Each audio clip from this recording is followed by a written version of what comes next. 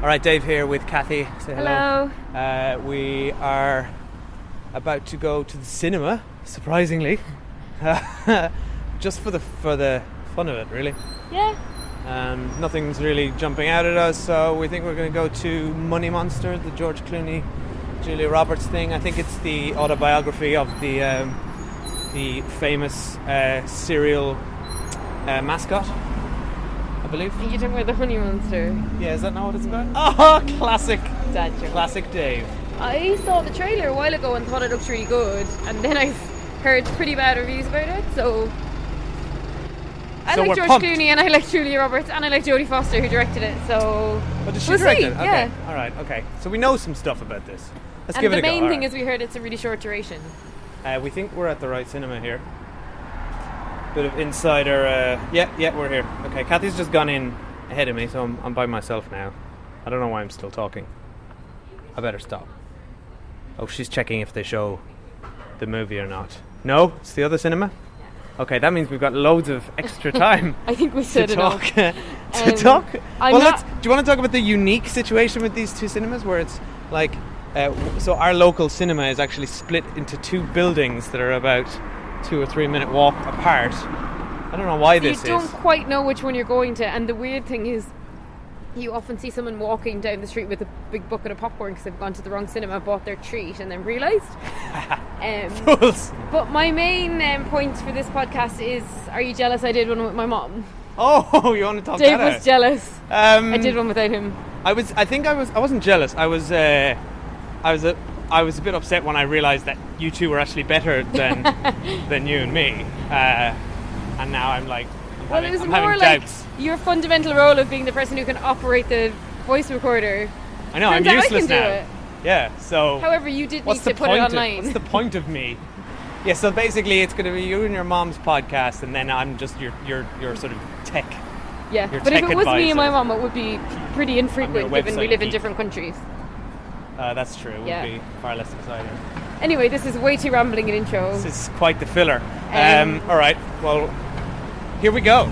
I might be the one with the gun here, but I'm not the real criminal. It's people like these guys. I got my finger on the trigger. I'm telling you, it's rigged. The whole damn thing. But I don't know who to trust. They're stealing everything from us, and they're getting away with it too. How's that even fair? Just keep talking to him. All right, you're good at that. I got my finger on the trigger. You lost a lot of money when the market tanked. Faith just ain't. They tracked down his girlfriend. That was everything we had. Every last cent. What are you doing? I'm just trying to survive. I'll get you some answers. Nobody was asking any questions before. These guys could expose everything. We both want an explanation for what went wrong. We don't know. Right, so we're just out of Money Monster. Cathy, give them one of your famous, less than concise summaries, No, which this end one's up being the whole movie. This one's easy to summarise. So George Clooney is a TV presenter who hosts a show where he gives stock market tips and advises people on how to spend their money. There's a real show like that on Fox. I'm sure there's loads of real shows like it. They reference it in Arrested Development all the time. All right, okay. Anyway, he gives advice. The movie is all set over one day, and he is starting the show, and his director is Julia Roberts, and they're having, witty / tedious banter, and then while it's live on air, a guy shows up who's got a bomb and a gun. He straps it to George Clooney, and the premise is, you gave me bad advice, I lost my life savings, and I'm here to fuck you all up.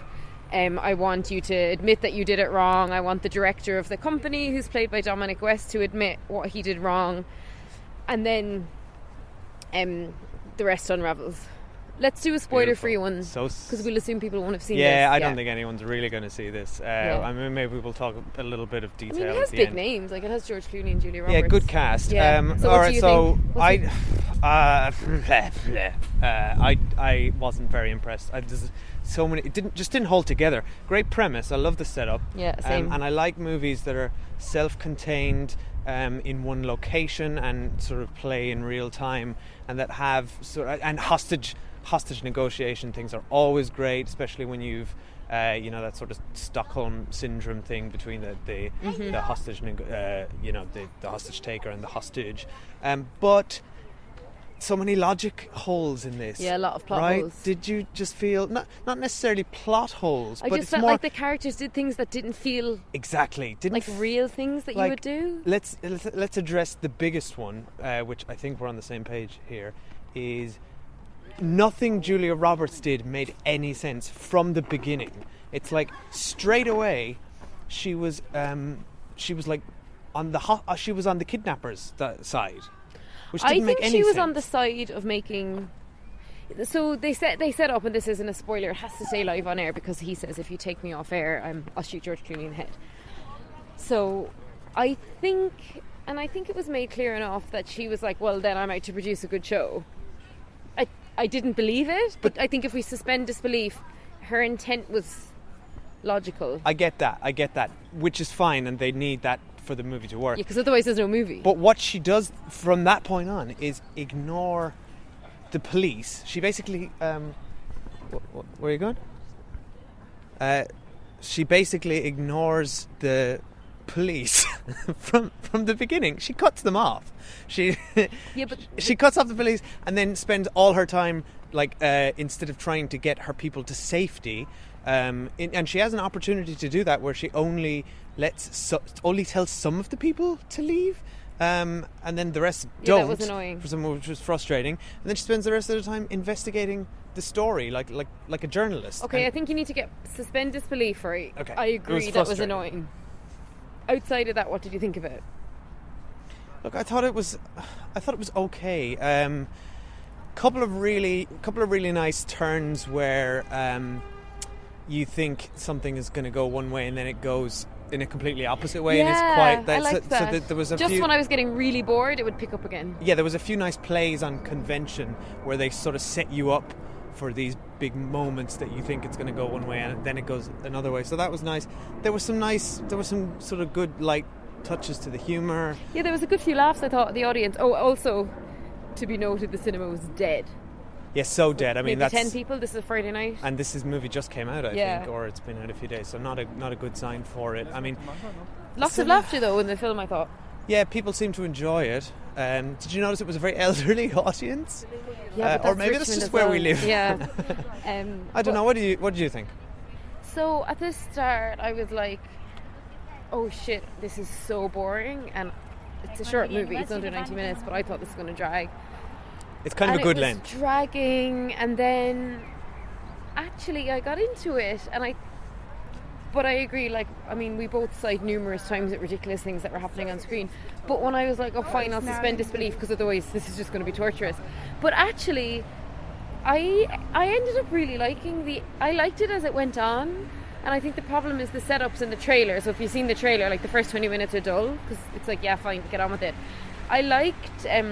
I guess politically, I agree with the political sentiment of the movie, which is, it's terrible what big bankers are doing with people's money, and it's awful that someone like that can put his life savings into something based on what he would have considered a solid recommendation, and a company just destroys his life. Okay. And there's just to me, I'm interested in that politically, so I think. Yeah, the plot was a bit weak. I didn't necessarily think the guy had enough motivation to be on a TV show shooting up. But all those things aside, I agreed with the sentiment. Can I just pick up from there? Yeah. Because I agree with you, and having watched the trailer, that's what I thought that the movie was going to be about, and I thought it was going to tackle those deeper issues of the class divide and capitalism. And I thought that was what the fundamental sort of his message was going to be. But I feel like his character and his character's motivation were just not strong enough, and so the movie just became basically he was an idiot who made really a stupid mistake, and his motivation was very unclear. He trusted the system. He trusted advice that he would have thought solid from a network, from somebody who's a reputable financial advisor, he poured his and a reputable life company. savings in it. He made an idiot. I'm not saying I would do that. It's a very stupid thing. No, but they said he has a minimum wage job. He isn't that educated, and he has got a nest egg of money, and he wants to invest it. And George Clooney says on television, "This is safer than a savings account." and he's a trusted expert. Anyway, we can go down that road for too long, but I liked that part of it, so I liked that message. On that though, I feel like the movie didn't have enough to say that we don't already know. Yeah, but fine, we know it, but how many movies talk about it? Every movie since 2008. No, that's not true. Go on, Yeah, name there's me been two movies. There's been name a million. me 2 movies. Okay, what was that one with I'm only asking for 2. Kevin Spacey? In the last few years, it was about the banking crisis of 2008. That's one. Wolf of Wall Street is another. No, but you're talking about top level, big players. I'm talking about a normal person like this is, with a small nest egg by any standards. If you've made that profit from a house, you made $60,000. That's it, which is US dollars. It's a relatively small amount of money. It's a huge amount to one person, and it's just dealing with the fallout from that. I couldn't name 2 movies about that. I just feel like movies about capitalism and the stock market are a dime a dozen. I feel like that's okay. a You play can't on name words. 2 though, so I can't name it because I don't remember the name of the movie. But there's another one out recently with the guy from... Right, Dave, this is terrible. Right, move on. You've proven my point. Can I say what my other 2 points were that I liked about it? Yeah. Andrew Garfield and the guy who played Zod in Superman are playing people who play off the property market, and it's about how the poor people get... I'm really rambling Yeah, here. you're really rambling, right. I'm sorry. So I'm very liked... tired. Someone find that out for me. Someone back me up. I liked the female characters. I think even if I hadn't known Jodie Foster directed it, and she's not a director I know, I haven't actually seen anything else she's ever directed. I didn't think the direction was good. I didn't think the direction was good because I thought scenes that should have been thrilling weren't thrilling. They were quite dull. But I felt like there was more care given to female characters than in your average movie like that. Yeah, and that are generally directed by men. I had heard that Jodie Foster beefed up Julia Roberts' role. Apparently it was a little bit underwritten originally. Okay. And Julia Roberts was good. Great. She's like, good. we both work in TV. I thought she was a very accurate representation of a director, to be honest. Yes, except that great. Nothing she did made sense. Yeah, but I think she was very low key. For her, I thought it was a really good performance. But I really liked, and not just because she's Irish, but I think she is Irish. Oh, we just saw a rat. Oh, did we? Did you see it? No. Oh, it's disgusting. Oh, also we're not walking usual route. We're walking along the river. No, we're down by the rats tonight. But what I liked was the Irish CEO, Chief Communications Officer of the baddie Dominic West company. And she spoiler alert, he's the baddie. He's the stock you know that from the minute. guy, so therefore he's a baddie. Was she really Irish? She seemed to have a genuine kind of northern accent. And I liked that it wasn't mentioned or it was a big deal. It was just she just had an accent. And I really liked nice. And I mean, the fact that she called someone out for saying, "I've seen girls like you before," and she said, "Girls like me." Yeah, because that is so sexist and diminishing. Character. So I liked that she was just in it. That was cool. We're very pro-Irish. I liked, but just as a general cool female character who wasn't all trivially sexy which would generally be somebody in that role. And I love Dominic West, obviously, so he was a plus. So yeah, I thought you could feel there was just a bit of a more focus on female characters.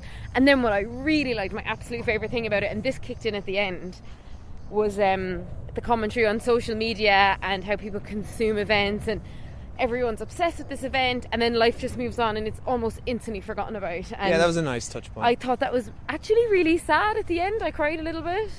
You cried? It's like somebody can put their life on the line because they're really trying to You're in spoiler make a territory point. now. No, I'm just saying somebody's really trying to make a point about something and the whole world tunes in and then everyone just forgets.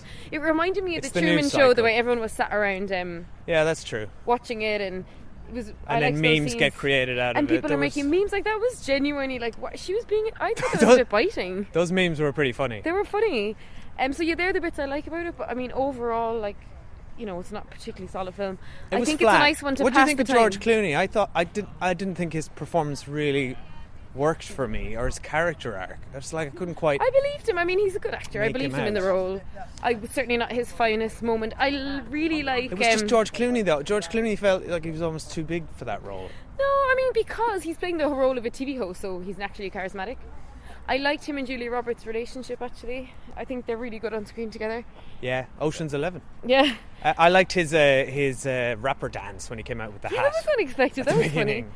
Look, so basically I would say it's like a movie to pass the time with, and I liked the politics of it, and I liked the cast, and I liked it's directed by her, and But I wouldn't be sending anyone rush out to see it though. It was a very grey and dull looking movie. I don't know if it was that deliberate, but it looked very washed out. Yeah. It wasn't so particularly intense, visually wasn't interesting. it? Yeah, for a thriller, for that kind of a not movie, tense like, at all. at no point was I like. Oh, sorry, and gripped. nothing the cops did made sense either. And without going into too much details, this is in the trailer as well. They end up walking through the city with an active bomb, and just all the actions of everybody in this movie is absolutely farcical. Yeah, pretty it's much, like so you're including putting the whole city of George New York Clooney. at risk now by walking around with a bomb. Yeah. Anyway, and I really liked. Sorry, going back to it, I really liked that. They had the character of the guy who's a good actor. I haven't seen him before. yeah, he was good. He reiterates, like I work a minimum wage job. I live in New York City. I earn $14 an hour. Can barely afford my rent, and it's just it's actually true. We're in an echoey tunnel.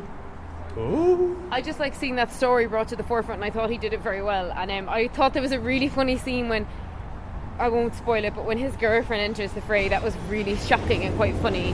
That was very well done. She was great. So yeah, I mean, it's just disappointing. It could have been so much better. Look, without repeating myself, it just didn't feel like it had anything to say, and then it just boiled you think it had down nothing to say? No, very little. I felt like it thinks it had something to say, but it didn't really add anything to the conversation or explore anything in any great depth. Everyone was ultimately quite one-dimensional, and it just boils down to one specific plot thread, rather than analysing the industry as a whole. What And industry? Like the industry of, I guess, we're getting some great echoes here. Industry, I guess, capitalism and Wall Street, markets, etc., etc. It didn't really, I don't know, it didn't do it. It just scratched the surface of the whole thing. Well, it's interesting because I found it quite moving, that part of it.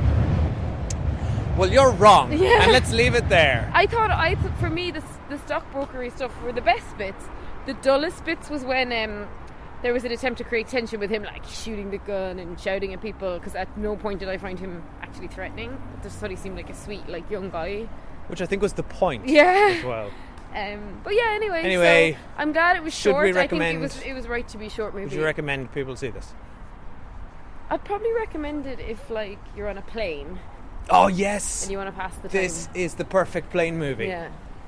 So don't bother spending your money. So many echoes tonight. This is podcast gold. Yeah, because we're walking under bridges along the Reverb river. effect. I would, plane movie or DVD and a Friday night movie, not go to the cinema movie. So go book a flight somewhere. Doesn't matter where, but you just gotta watch this movie. It won't pass much time though On because a it's plane. quite short. But it felt longer. But I admire her restraint because most directors these days go way too long with movies. Yeah, I think hats off to any movie that can get under that Yeah. under that 90-minute Yeah. mark. I do value that in this day and age, because we got out on time and it's still bright and there's rats everywhere. Cathy's whispering at me to plug our Twitter, so I'm going to do it. Follow us at the Cine Mile. Now she's giving me a look because I've given the behind the scenes of the show away. It's okay. You can berate me on the podcast. No, it's fine. I'll berate you after. Oh, great. Okay. So we're on Twitter. Please follow us at the Cine Mile, and subscribe to us if you're not already on iTunes or any of those other podcasty things that you might listen to. I'm not a very good host. I'm No. sorry. I need to be prompted to do these things and then given out to afterwards. Yeah, and so I'm interested to hear if anyone saw the movie. Yes, write You're to probably us. our friends, so give us a text. You're probably everyone my listening mom. to this is your mom. A guest viewer and a guest appearance and number one listener. So let us know what you think, Linda. But so I think we're both a bit low energy after it, though. Didn't exactly. Yeah, kick this the is a night off. really low energy podcast. So now we're We getting off and going apologise. to dinner, hence us not walking home tonight. Yeah. So here we go. Let's just go for walking dinner. by loads of people Maybe along we the should river with review the our podcast. dinner No, afterwards. right? Come on, sign off. Is that a thing we could do? No. Okay. Signing off. Goodbye. Bye.